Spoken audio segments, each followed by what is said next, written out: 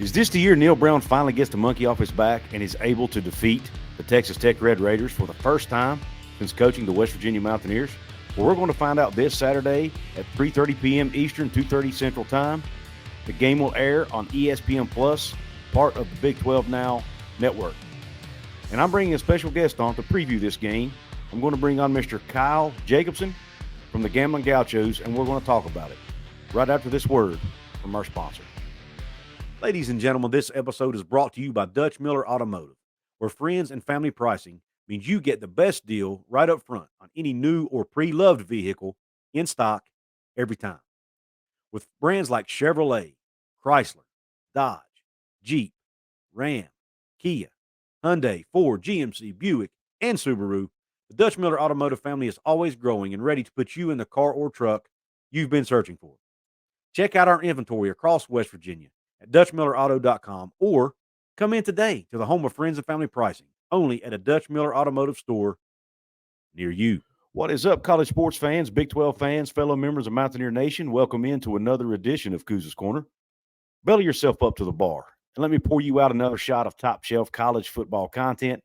On tap today to help me serve up this content is a very special guest who covers the Texas Tech Red Raiders over on the Gambling Gauchos podcast, Mr. Kyle Jacobson. Kyle, how you doing tonight? Hey, man, I'm doing good. How are you? I'm doing well, man. I appreciate you taking time out of your busy schedule to hop on here and chat about this upcoming game.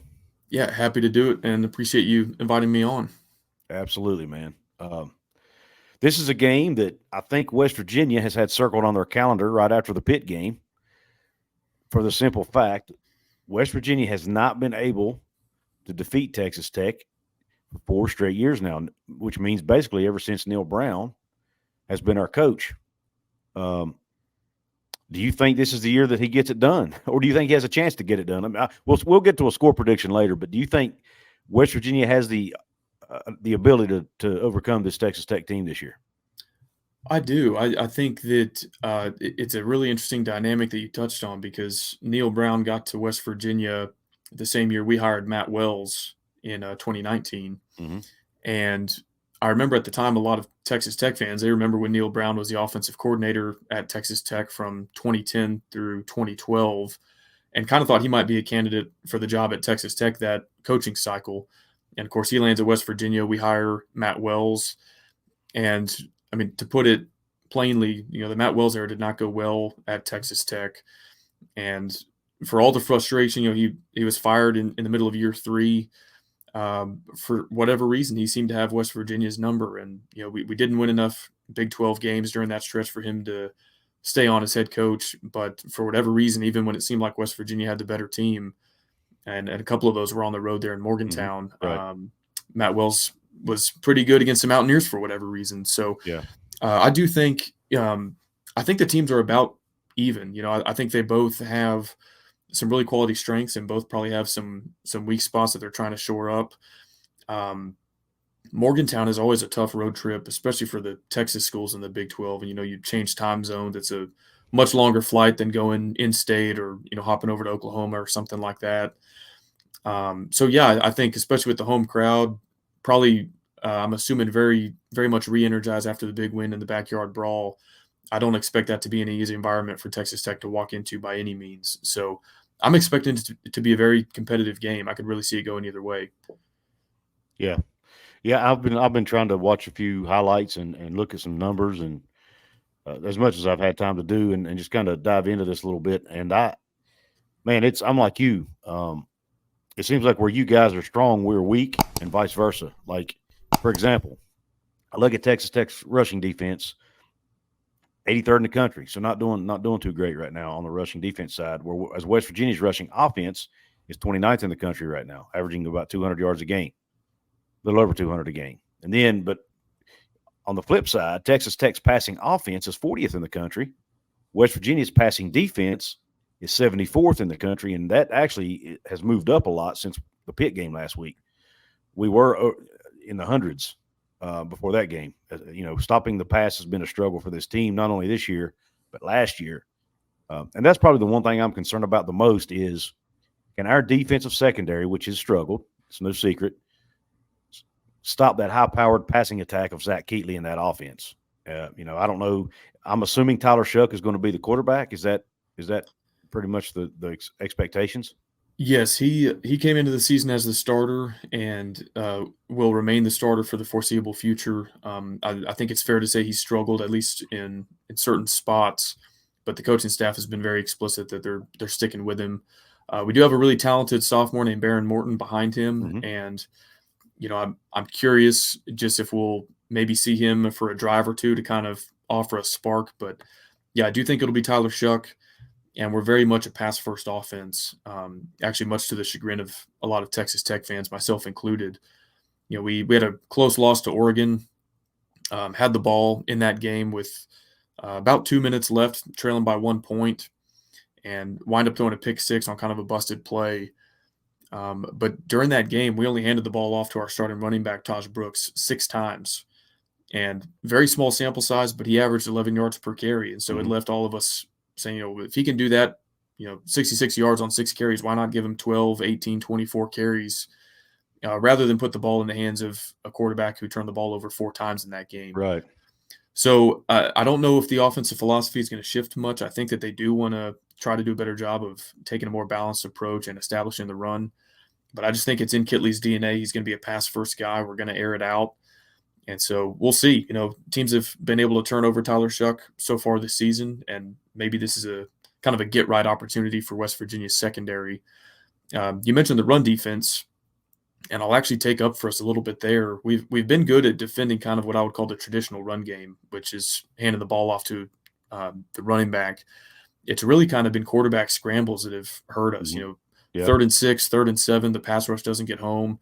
We lose contain or don't have a spy. That I think is a big reason why we lost in Laramie against Wyoming was their quarterback ran for a first down, I think 4 times on 3rd and long. So I know that y'all's quarterback situation is a little bit up in the air, but if it is Garrett Green, his mobility scares me a little bit because we have not been good at defending the quarterback run game. Well, that's what I was going to say. Seeing as if you guys are struggling with that, then, having Garrett Green out might not be, might be an advantage for you guys. Now, that being said, though, Nico, our backup, he can run it as well. He doesn't have Green speed, but he can run the football. He's a dual threat guy. He would rather pass it. He'd rather stand in the pocket and pass the ball, whereas Green would just as soon tuck it and run. But he can run the ball if he needs to. I mean, he actually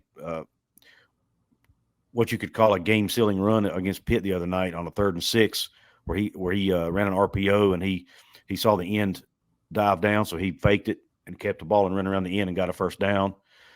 So he can succeed in the run game if he needs to, but it's not his preference. But Green is still, Green's much more dangerous with his feet. There's no doubt about it because of that speed and his ability to make people miss in space. He does, that's not Nico's game. Nico's going to try to. He's more of if he runs, he's going to try to run over you or just absorb the contact and kind of like you'd see and I'm not saying he's as good as these guys, but Ben Roethlisberger, Josh Allen, those guys. That's kind of how Nico runs the ball. Whereas Garrett's more shifty. But I saw online where you guys apparently have a lot of guys coming back from injury as well for this game. Can you kind of talk about that and who those guys are and if are those guys starters, what positions they play, whatnot? Sure. Yeah, I'll try to remember all of those. So in the season opener against Wyoming, we did lose one of our starting inside linebackers, and we run basically a 4-2-5. The 5th defensive back is kind of a safety linebacker hybrid, but we lost one of our 2 inside linebackers, and he'll still be out for a few weeks. His name is Jacob Rodriguez, but his primary backup, named Tyreek Matthews, he got hurt before the second game, some kind of fluke deal during walkthroughs before Oregon. So he's missed the last 2 games, but I think he's coming back, and we definitely need the depth at that inside linebacker position.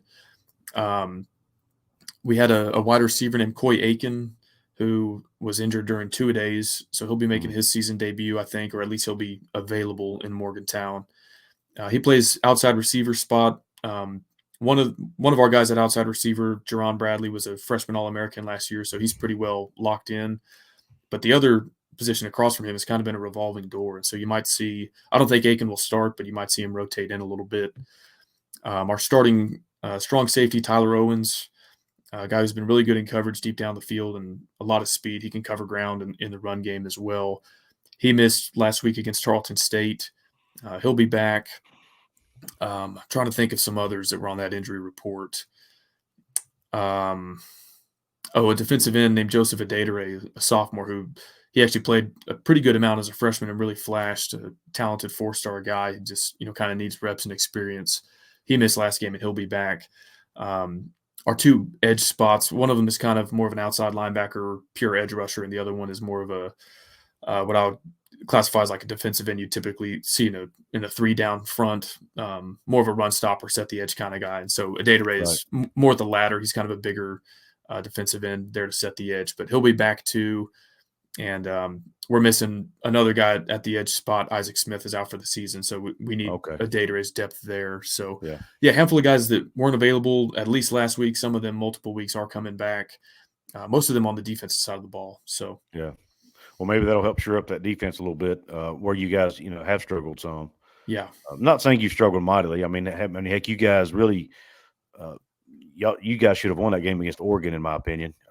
Let that one get away a little bit. And the numbers are a little bit inflated. So against Wyoming, the final score 35-33, but it went to double overtime. The defense only gave up 20 points and I think 12 possessions up there in Laramie. And then Oregon, like I said, there was a pick 6 there at the end. So against a good offense like Oregon, you hold them to 31 on the offensive side of the ball. That's not bad. It was good enough to win the game. We just didn't get it done. So defense, I think, has actually kind of held their own. I would say both losses are really more on the offense. Okay. Anyway, we'll kind of see how it goes on Saturday. Interesting. That's not normally what you would think, what you would hear, at Texas Tech, right? Normally the offense has carried the team. Yeah, we always have the opposite problem. I mean, everybody always asks, how did you have Patrick Mahomes and, go 6-6? It's like, well, Mahomes scored 52, but we lost 66-52. So, it wasn't his fault really. But we used to have that problem in West Virginia too. So I get it. Yeah. Well, I remember some of those, West Virginia games. I think y'all's first year in the conference, that Baylor game was like 70-66 or something crazy like that. Yeah, it was nuts. I was at the game actually. Yeah. So we've had a lot of those. Yeah. It was fun to watch as a fan, as long as you don't like defense. Yes, especially if you bet the over. Yeah. You got that right. Well, thanks for the update on the injuries. Obviously, the big one for us, Garrett Green, the one we've already mentioned, the quarterback. Coach Brown said he doesn't know for sure, what his status is. Everything I'm hearing out of Morgantown is that he's probably not going to play.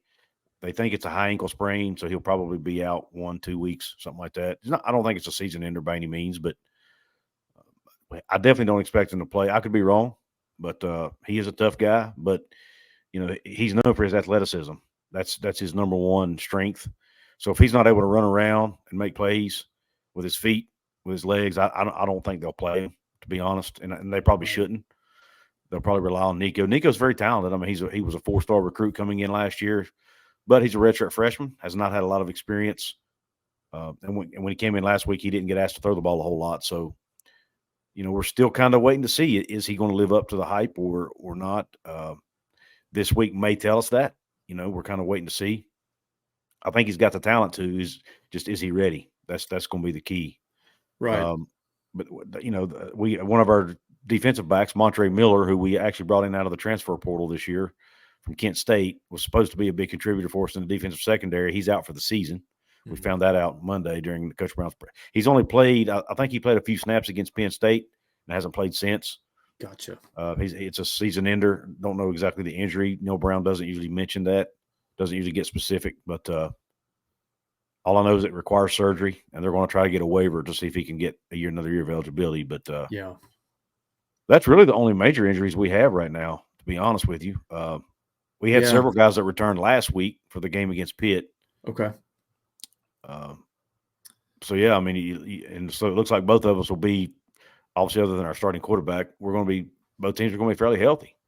Yeah, I think so. I mean, like I said, the main couple guys that we're missing is that our inside linebacker who was a starter, and then the defensive end, but he got hurt in fall camp, so he hasn't played at all. We've kind of just had to manage without him. But for whatever it's worth, Texas Tech's defensive coordinator said that they're basically going to spend 2 days of prep for Garrett Green and 2 days of prep for Nico. Mm-hmm. Kind of just, I guess that they thought that's the best way to Right. prepare for either guy or both guys potentially. So Yeah. I think that's how we're going to approach that. My guess is if Garrett's able to practice tomorrow, which would be we're recording this on Tuesday, if he's able to practice today, which would be Wednesday, the day you're probably watching this, then he'll probably play. Would be my guess, but I don't see how with that kind of an injury, I don't see how in the world he'd be able to practice by Wednesday. I really don't. Yeah. Well, like you said, especially with such a big part of his game, depending on his mobility and his speed, an ankle's a tough one to manage. Right. Real quick, the strength of our team, Kyle, is our offensive line. We have a veteran offensive line. They have over 130 starts. They had over 130 starts coming into the season between them. A lot of seniors. We got Zach Frazier, who's an All-American center. What's the defensive line situation there at Texas Tech right now? Yeah, great question.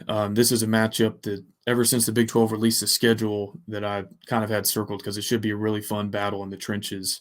We're familiar with Zach Frazier, the All-American you mentioned, and our two starting interior defensive linemen, Jalen Hutchings and Tony Bradford. I think combined they've got close to 80 starts at the Power 5 level. So they've been – I think one of them is a 6-year COVID guy. The other guy's a 5th-year player. Jalen Hutchings is on every all Big 12 watch list, top defensive lineman in Texas kind of watch list. And Tony Bradford, I think, is just sort of a half step behind him. So we've got two really good, really experienced interior defensive linemen. And, I think they've got their work cut out for him going up against Zach Frazier. And he's probably going to face one of the better tandems that West Virginia sees all season. Right. On the edge, I think that's where we're weaker on the defensive line. We're trying to replace Tyree Wilson, who was drafted 7th overall by the Raiders in April's NFL draft. So you're not ever going to really replace a guy like him. You just kind of try your best. And we've got Steve Linton, who's a kind of a pure pass rusher, transferred from Syracuse. It's his first year with Texas Tech. And then another guy we got from the portal 2 years ago, Miles Cole out of Louisiana Monroe. They're going to be the two starters on the edge. And there was a lot of hype around those two coming into this season. And, our head coach, Joey McGuire, even said something to the effect of, I would take Tyree Wilson back, but as a unit, we might be even better this year. And through 3 games, it just hasn't panned out. I mean, we get very little pressure on the quarterback, at least until the last game against Tarleton State, an FCS opponent. And going up against an offensive line like West Virginia's, of course, is a totally different ball game. But on the other hand, I don't know if we've really needed to pressure the quarterback. My preference would be for Texas Tech really not to bring more than 4, maybe 5 guys on the pass rush. I think that's part of what got us beat against Wyoming is we kept trying to bring 5, 6, 7, and they just never got home. And like I said, the quarterback would escape the containment, run for a first down, and Iowa State has kind of made a living bringing 3 guys and then dropping 8 into coverage, and they've made life hell on opposing offenses.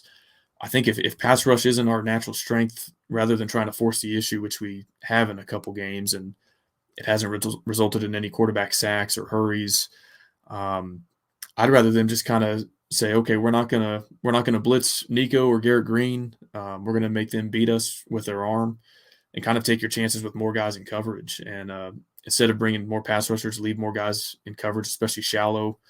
We've been good against the deep ball. Oregon hit 1 against us, but besides that, very few passes beyond 10 or 15 yards downfield have been completed. So I'd rather sort of cover that short and intermediate passing game rather than try to force the issue blitzing. Yeah. So anyway, the strength of the defensive line is definitely on the interior, stopping the run, and our pass rush has not been very good to this point. But we were sold on the potential, so maybe they're going to turn a corner at some point this season, but it hasn't come to fruition just yet. Gotcha. Well, it's interesting you talk about, your corners, your DBs being good covering the deep ball. That's actually one of Garrett Green's strengths is throwing the deep ball. He's been struggling on the shorter and intermediate stuff. So if Nico's actually probably better than Garrett on throwing the short and intermediate routes. Okay. But one of the issues we've had is our wide receivers have struggled to get open. We even dealt with that last year with the guys we had, and most of those guys are gone now, whether it be graduation or the portal. We brought in a whole new, whole new set of wide receivers basically. We do have a couple guys coming back from last year, but for the most part, we've got guys from the portal. But yeah, and even so far, they've not really done a good job of getting open. Of course, against Pitt, they weren't really asked to be honest, a whole lot. But so one of the concerns I have is that what you talk about. If that pass rush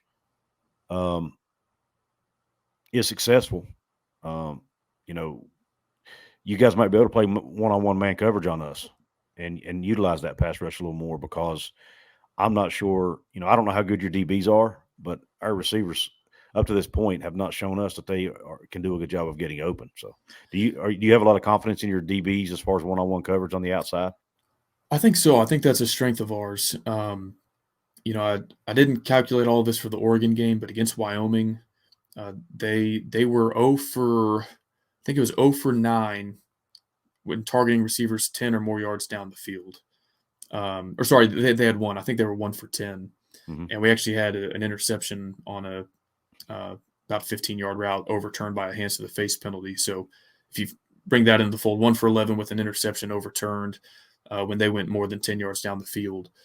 And a lot of that is, guys in one-on-one coverage just kind of winning their battles against the receiver. I mentioned Tyler Owens earlier. He can cover a lot of ground. He's really fast. Mm-hmm. That shows up in the run game, but he also, he can run stride for stride with a lot of guys, even 20, 30 yards down the field, and not get lost in space.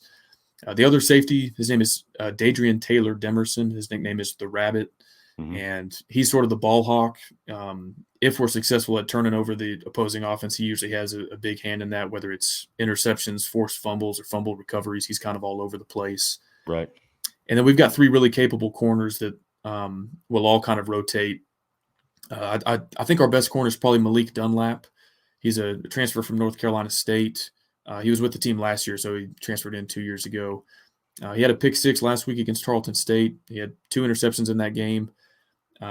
Not just saying this as a fan or a homer, but he had what should have been his 3rd interception of the season against Oregon. And for some reason, they even reviewed it and everything. They ruled that as an incomplete pass, but he should have 3 interceptions on the year. He has at least 1 pass breakup in addition to that. So the other corner spot will probably be a rotation of Rashad Williams and Braylon Lux, 2 more guys that we got out of the portal. And so they're both very capable as well. So there's not really like an obvious weak spot. I think Mm-hmm. that Taylor Demerson and Malik Dunlap are probably the 2 best defensive backs we've got. But really the others kind of hold their own pretty good too. So I do think so far this season that has been a strong suit for us. The next step for them is just going to be turning the other team over more. They're not getting beat in coverage, but until that Tarleton State game, they also weren't intercepting passes or anything. And so I think that's the next step for them. Right. Yeah, and for any Texas Tech fans that may be listening, West Virginia, as far as our receivers go, we've got Devin Carter, who's a transfer from NC State.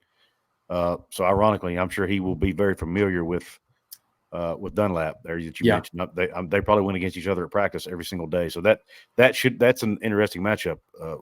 I'm looking forward to watching, assuming they line up against one another. And then he's probably our number 1 guy. We've also got in our game against Duquesne a couple of weeks ago, our FCS opponent, we had a former walk-on step up and catch 5 balls for 177 yards and 3 touchdowns.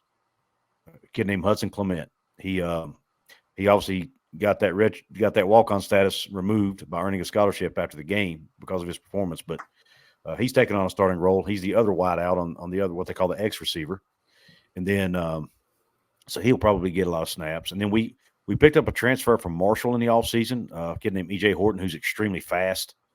They said he's the type of kid you can just throw the ball up, and you might think the ball's 10 yards overthrown. And lo and behold, he'll go get it. He's just that fast.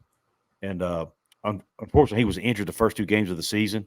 He did play last week against Pitt, but we only threw the ball 11 times in that game and only targeted him once. So we really haven't got a chance to see what he can do yet. But that's probably and we've got a couple true freshmen, Rodney Gallagher and Traylon Ray, that will probably see some snaps.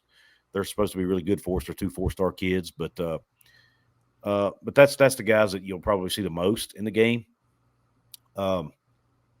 one more thing on the offensive side is I've seen some of the tape I've watched of Texas Tech. They did looks like they are prone to give up yardage to tight ends. Is that something that they've struggled with? Yes, and that was a point of emphasis in our defensive coordinator Tim DeRuyter's press availability on Monday. He kind of said he knew that West Virginia had a good tight end and that he was very involved in the offense, and that was something that they needed to be better at.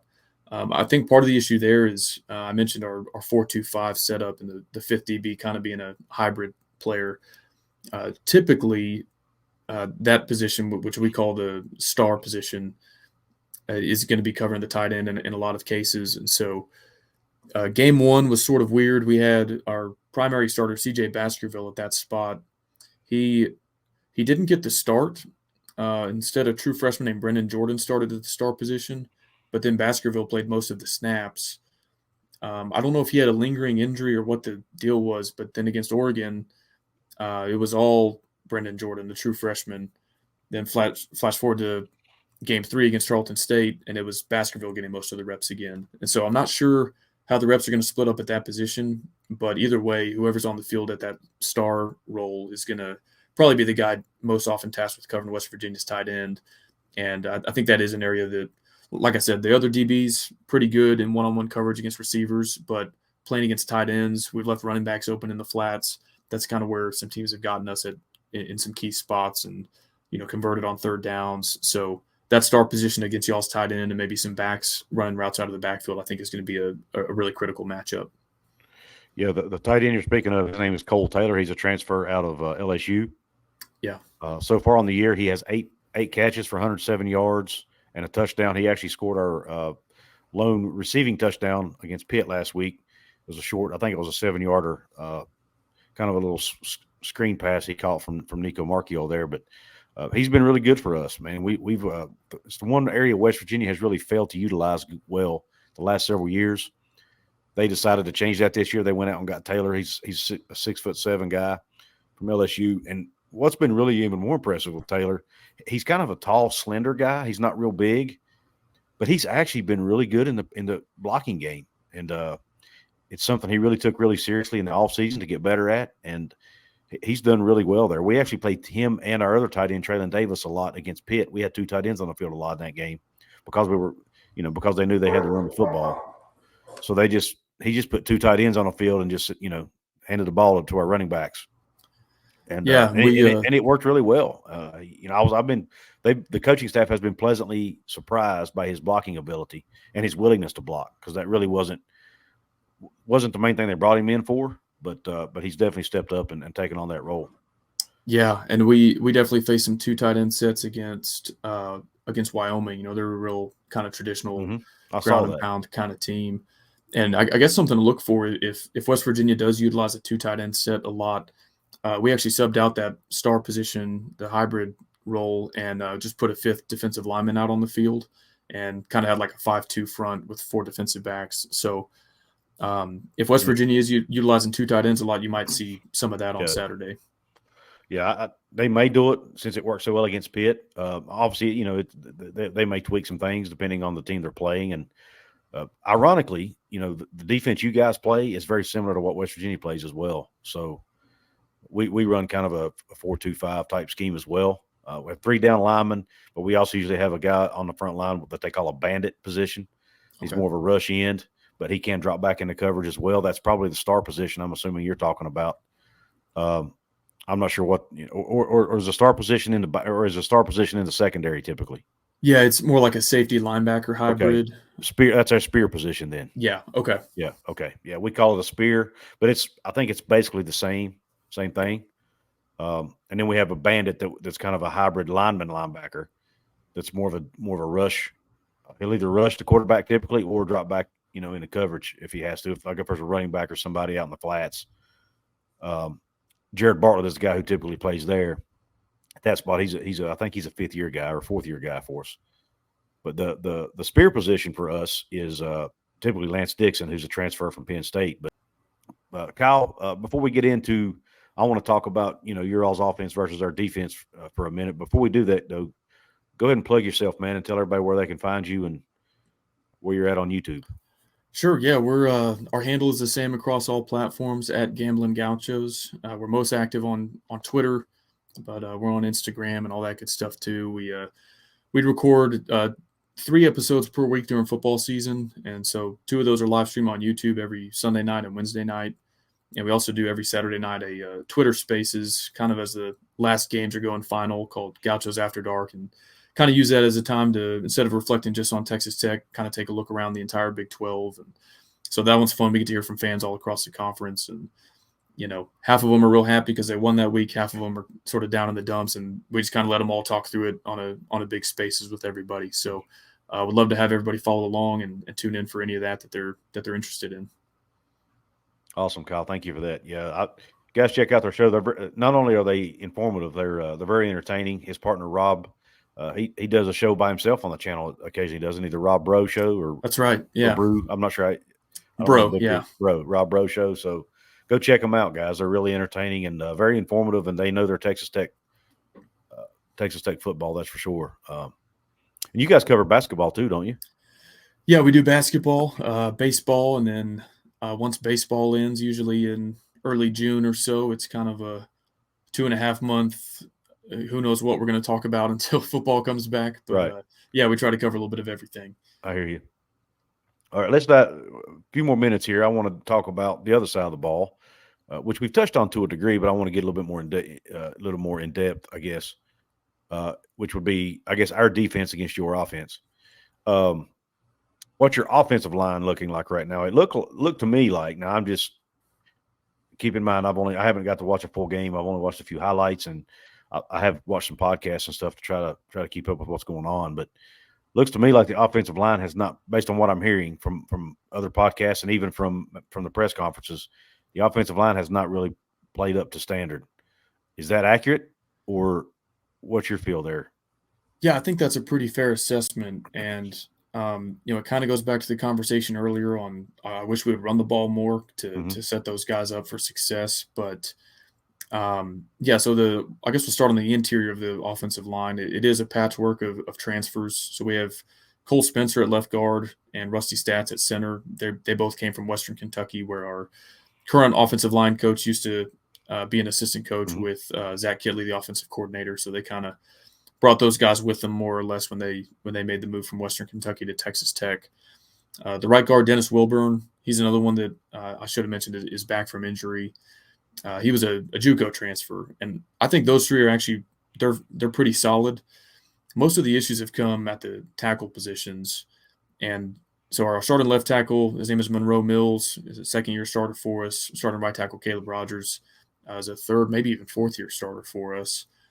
They were flipped last year. Rogers on the left side, Mills on the right side, and they flipped them during the offseason. But, if you look at things like Pro Football Focus grading, the tackles kind of seem to be struggling a little bit more than the guys on the interior. Having said that, I saw a different statistic today. It was something along the lines of quarterback-induced pressures. When the quarterback leaves a clean pocket and kind of makes life hard on himself rather than staying in a clean pocket. And right. Unfortunately, Tyler Shough and Texas Tech had the third highest rate nationally in that. So, I see some things like that, and I go, well, maybe it's not all on the offensive line. I think our quarterback is maybe not putting them in the best position sometimes. We have not been balanced running the ball, and so I think sometimes guys know they can just pin their ears back because they know we're going to be in pass pro. So I think all of that, if we can keep the defense on their heels a little bit more, if the quarterback's decision-making can be a little bit better, I don't think this unit is going to jump from struggling to all world or anything like that. But, we have enough guys at the skill position that are playmakers. I think if the offensive line can just sort of be solid or above average, we can move the ball on a lot of teams. So they definitely have room for improvement. And, they were a group that I think had high expectations coming into the season. And, we were told that a lot of development and growth had occurred over the offseason. And so far, that's just still kind of been a weak spot on the offense. Yeah, you've talked about running the football with Tahj Brooks. Neal Brown in his press conference Monday actually said that he thinks Tahj Brooks might be one of the most. I'm trying to think how he worded it. Basically, he said he's not talked about enough. Might be one of the most underrated backs in the country. He really likes Tahj Brooks. Yeah, I mean, like I back. said, he only got 6 carries in the Oregon game, but took it for 66 yards, and then he didn't really play in the second half against Tarleton State, which is an FCS team. But I Right. think his stat line was maybe 19 carries for 152 yards, something like that. And so, I mean, Wow. his last 25 carries, he's gone for 200 plus yards. And, you can take the FCS opponent maybe with a grain of salt, but he was doing it in a small sample size against Oregon. Yeah. And that's why people like me and a lot of other fans are like, why does he not touch the ball 20, 25 times a game? Yeah. He can be that good, especially when we're getting run looks. So yeah, I think, like I said, all that sort of plays into, the offensive line to me looks okay when we're running the ball. We get stuffed very infrequently. About the worst we do when we run with Tahj Brooks is 4 yards. He's had a couple that go for 2 yards or something, but the last 2 games, I mean, 4 or 5 yards is about as bad as it gets when we've been handing the ball off. So everyone wants to see more of that. And I think if we can get opponents on their heels a little bit defensively, that might help the offensive line in some of the pass blocking Right. situations as well. Right. Yeah, I'm looking at his stats right now. It's he's carried the ball 36 times total for 263 yards, a touchdown, and his average is 7.3 yards per carry. I mean, that's pretty darn good, man. I mean, our running back C.J. Donaldson gets a lot of hype, and he's averaging he's averaging over 5 yards a carry. I mean, your guy's averaging 7. So Yeah, and another injury I forgot. The backup running back Cameron Valdez, he missed the last 2 games. He'll be back. He's a okay, redshirt freshman, and he's more of just like a one-cut, straight-line speed sort of guy. So together, they're kind of like a thunder and lightning combo. Tahj Brooks yeah, is 225, maybe even 230. He's kind of a bowling ball, and Valdez is the speedster. So not sure what the split in carries is going to be. I would imagine Tahj Brooks gets the lion's share of that work, but you might see Valdez as kind of a change of pace, and he's sort of a different type of running back than Brooks. right, gotcha. Our defensive line. I mean, right now, our defensive line has actually been. We lost Dante Stills to the NFL draft. Our starting nose tackle from last year, Jordan Jefferson, transferred to LSU. But I mean, I think he's second string there. So whether that was a good move for him, I don't know. But I'll be honest with you. I had a Pitt fan on the show with me last week, and he disagreed with me on this. But I think our defensive line is better this year. I'm not saying anybody's better than Dante Stills as an individual, but I think that when you look at the unit as a whole, they're better. I mean, because we're getting production from all 3 positions up front, and the DN, the tackle, and the nose tackle. And our nose tackle position this year has played really, really well. Even our backups, Fatorma Mulba is a guy we got from Penn State as a backup nose tackle. The last 2 games, he's had the highest Pro Football Focus grade of anybody on the defense, 2 games in a row. And he's not even our starter. Mike Lockhart, a transfer from Georgia Tech, who transferred in last year, is actually the starter at that spot, and he's grading out really well too. So, and then Sean Martin, our defensive end, is 6'5", 290. He's playing really well. They're getting into the backfield a lot. They're not finishing plays like they need to.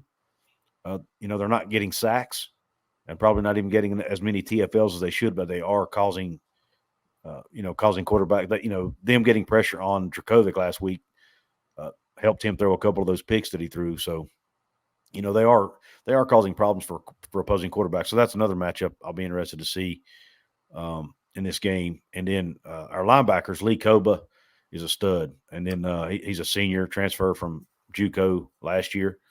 He's number 1. You won't be able to miss him. He'll be all over the place. And then we actually have a Trey Lathan, a redshirt freshman linebacker who's playing. He's actually going back and forth between the weak side and middle linebacker spot, but he's played really, really well. I think he's tied for the lead on the team in tackles. And we thought that was going to be the weak spot of our defense this year because we lost last year's starter to the portal. I'm sorry, to graduation. And then they really didn't have our backups at that position really didn't perform well. A couple of them, they even changed positions. The spear I mentioned earlier, Lance Dixon, he was actually brought here to be a weak side linebacker, but he just never was able to reach his potential. And then and they tried to get guys out of the portal in the offseason, but just couldn't land anybody. But Trey Lathan has been a huge, huge, pleasant surprise for this staff and our fan base. So I'll be interested to see, our linebackers against your all's running backs and against your, tight ends and and also against your linemen when they get to that second level. Yeah, and that's where I think linebackers defensively are kind of the position maybe most stressed by different personnel looks because they're asked to stop the run, they're asked to play in coverage, kind of have to do a little bit of everything. And we will go empty with 5 wide receivers. We'll play with a tight end. We'll play with 2 tight ends sometimes, not terribly often. And we've also, I think, worked a little bit of 2-back sets against Tarleton State. I don't know if we'll run that against any Big 12 teams, but all that to say, I mean, there might be a ton of wide receivers on the field. There might be tight ends. There might be 2 running backs, and any combination of that. So, if that is sort of a weak point that the Texas Tech offensive staff is looking at, they might be thinking maybe we can scheme around that with personnel. And, we throw sideways a lot to the sideline, kind of do that instead of handing the ball off to replace a run game. And so maybe they try to get the linebackers having to run sideline to sideline with things like that. But yeah, that's going to be an interesting matchup because, we use so many different personnel groups that I think y'all's linebackers are going to be asked to sometimes play against receivers, sometimes tight ends, sometimes running backs. Mm-hmm. So we'll see. And you guys do have a tight end named Tharp that scares me. He's a matchup problem as well. I mean, we have one, but you guys have one of your own. He's talk about him a little bit. He's 6'9", 270 pounds. And, sometimes guys get listed at a certain height and weight on the roster. That's a little bit of a stretch, but you can tell he's taller than everybody when he's out there. So I think he's a legit 6'8", 6'9". Wow. He's not the most nimble guy, but he doesn't really need to be. Like you said, he's a mismatch problem for almost anybody you try to cover him with. Corners and safeties are going to be fast enough, but if they're 6 feet tall and he's 6'9", there's still a lot of ways the quarterback can try to get him the ball. And that was another frustration among the fan base was, we didn't really utilize him or the other tight ends until about 2 games ago. And then he got really involved against Oregon. I think finished with a stat line of, 5 catches for 45 yards and a touchdown. Had another one called back, he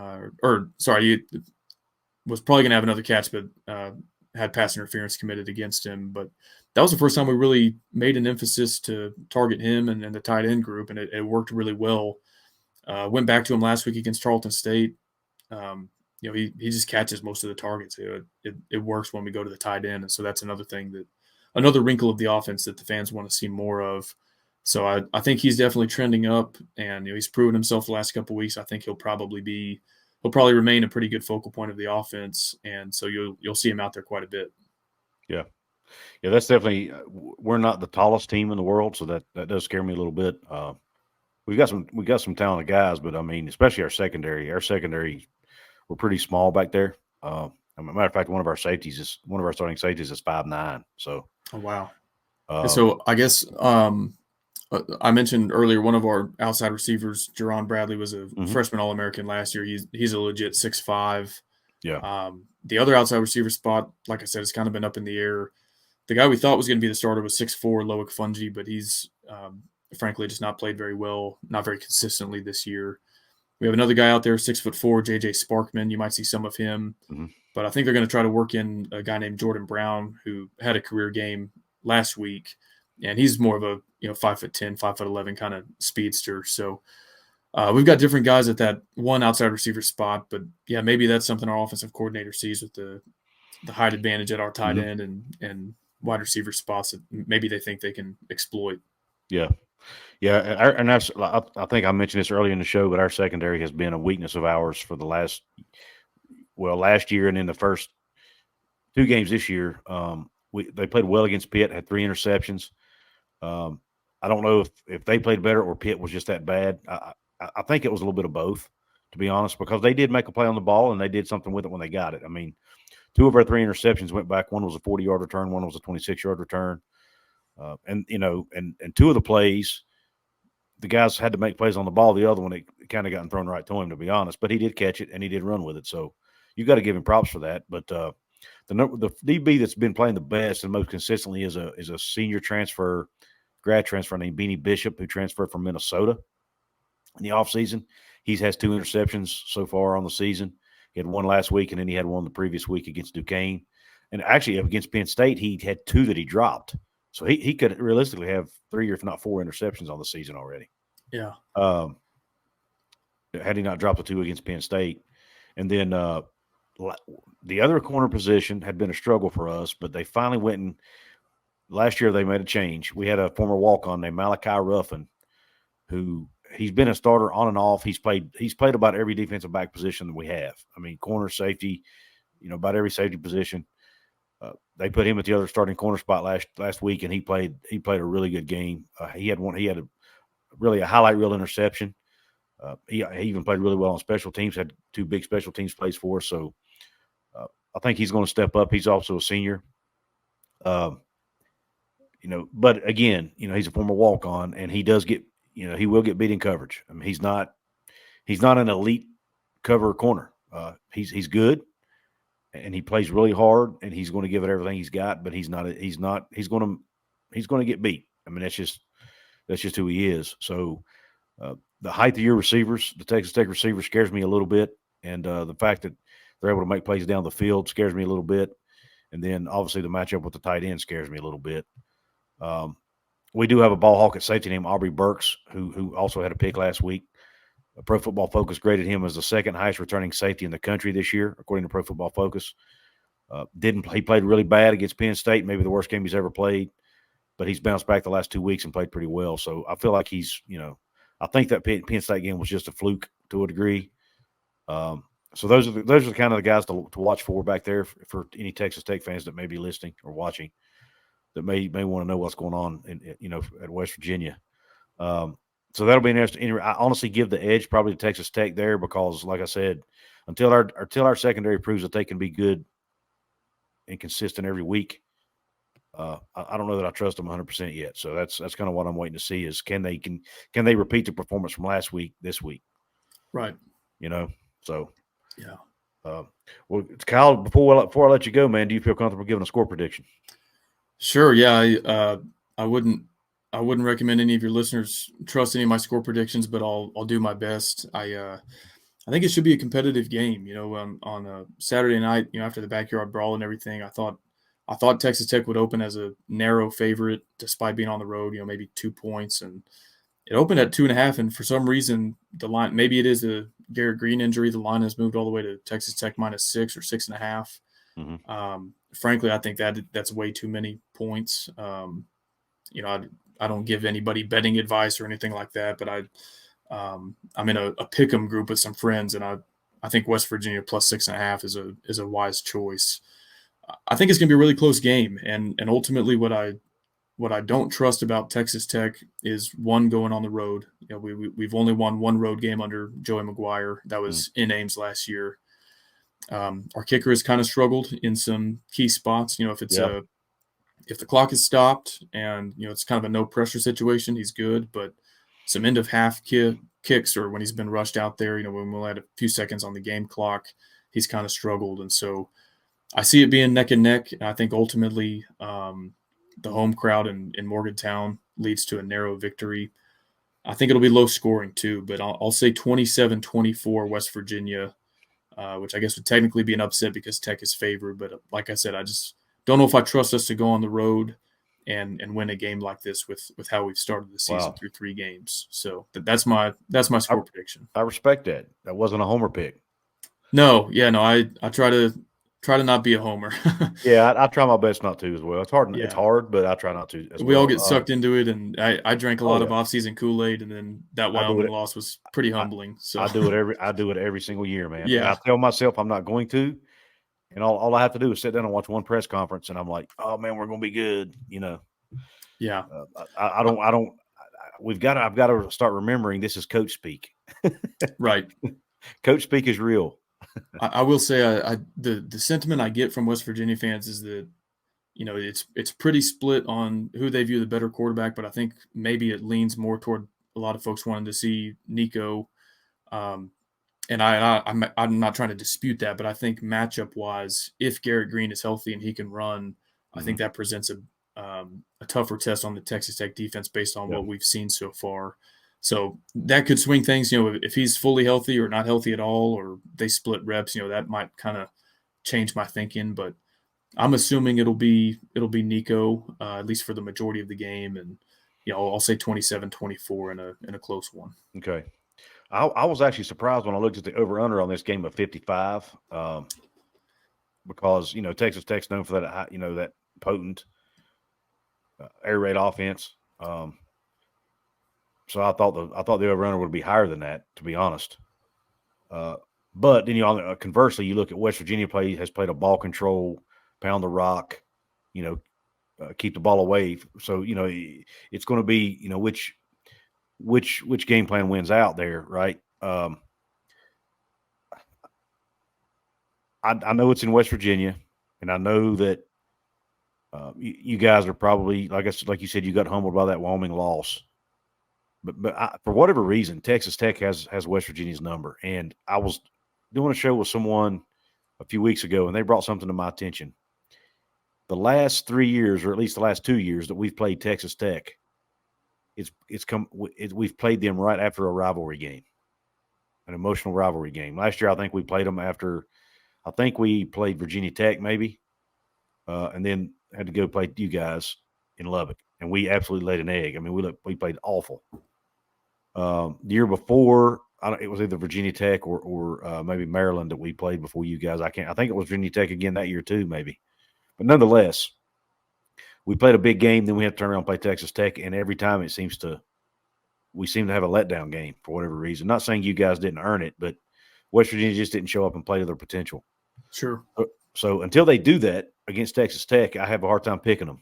So I'm going to pick Texas Tech. I think Texas Tech wins the game. The spread is 6 right now. I'm looking at it on ESPN. I think Vegas typically knows what they're talking about, so I'm going to say Texas Tech probably wins the game 31 to – I don't know if they cover, but I'll say they cover 31-27.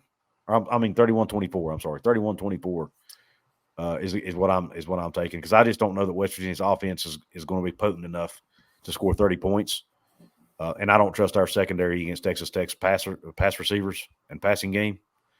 So I'm going 31-24 Texas Tech. I got to tell you, I was a little bit nervous. I was watching the end of the backyard brawl, and you talked about that kind of coming down off a big rivalry game or a big win like that.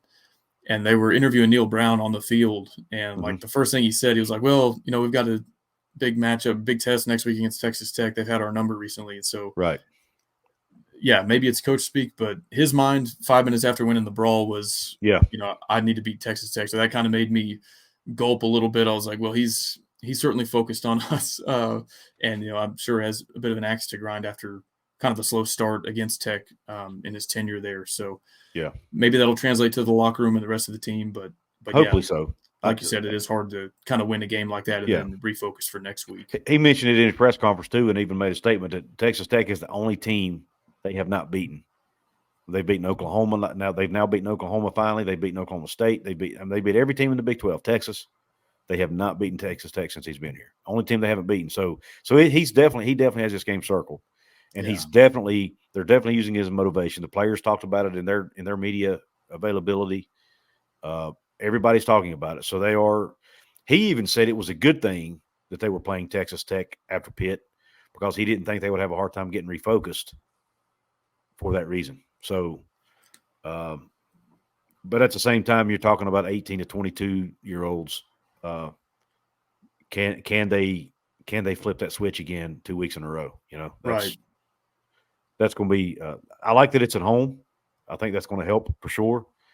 But like I said, I just don't trust our secondary yet. Until they do it against a team who can pass the football well, they just scare me. But that being said, Kyle, I know we're almost an hour in, man. One last time, do you want to plug your work? Yeah, people can find us on Twitter, Instagram, YouTube at Gambling Gauchos. We'll be previewing Texas Tech, West Virginia on Wednesday night, and so any Mountaineer fans are welcome to listen in there. Can't make it to Morgantown this year. Had a cousin foolishly schedule a fall wedding, so I'll be trying to tend to that and hopefully watching on my phone as much as I can. But would love to make it up there, and I've heard the hospitality is great in the Blue Lot. So maybe one of these years soon I can make it up there and meet some West Virginia fans. But yeah, they can find us anywhere at Gambling Gauchos. Awesome, man. Well, Kyle, once again, thank you for coming on, man. I'm sorry I, probably kept you longer than I intended to, but I do appreciate you taking time out of your day to join me here and chat it up about this game. I'm really looking forward to it, and it'll be exciting, man. And we'll have to do this again sometime. Yeah, thanks again for having me. I enjoyed it. And tell Rob we missed him. Yeah, I will. I'll let him know. Thanks so much. Thank you. Take care, everybody, and Q Country Roads.